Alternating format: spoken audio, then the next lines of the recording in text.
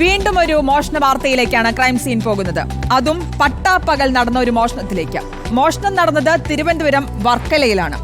Calling bell കേട്ട് വാതിൽ തുറന്ന വീട്ടമ്മയെ ആക്രമിച്ചാണ് മോഷ്ടാക്കൾ സ്വർണ്ണാഭരണങ്ങൾ കവർന്നത്. തമിഴ്നാട് സ്വദേശി സുമതിക്കാണ് പരിക്കേറ്റത്. 5 പവനും 1 ലക്ഷം രൂപയുമാണ് കവർച്ച ചെയ്തത്. പ്രതികൾക്കായുള്ള അന്വേഷണം പോലീസ് ഊർജിതമാക്കിയിട്ടുണ്ട്.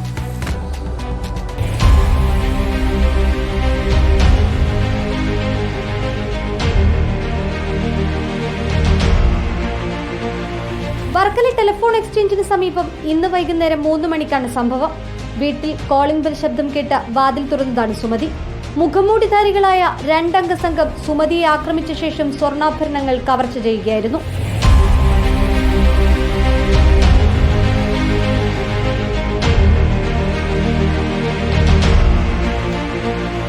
അഞ്ച് പവനും 1 ലക്ഷം രൂപയുമാണ് കവർച്ച ചെയ്തത്. തമിഴ്നാട് ഈറോഡ് സ്വദേശികളായ ഇവർ വർക്കല ടെലിഫോൺ എക്സ്ചേഞ്ചിന് സമീപം ഫ്ളാറ്റിൽ വാടകയ്ക്ക് താമസിക്കുകയാണ്. ഇവരെ കൂടാതെ മറ്റു 4 കുടുംബങ്ങൾ കൂടി ഇവിടെ താമസിക്കുന്നുണ്ട്.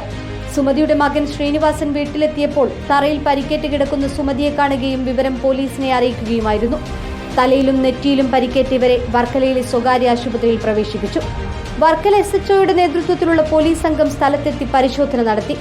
സമീപ പ്രദേശങ്ങളിലുള്ള നിരീക്ഷണ ക്യാമറകൾ കേന്ദ്രീകരിച്ച പ്രതികൾക്കായുള്ള അന്വേഷണം പോലീസ് ശക്തമാക്കിയിട്ടുണ്ട്. റിപ്പോർട്ടർ, തിരുവനന്തപുരം.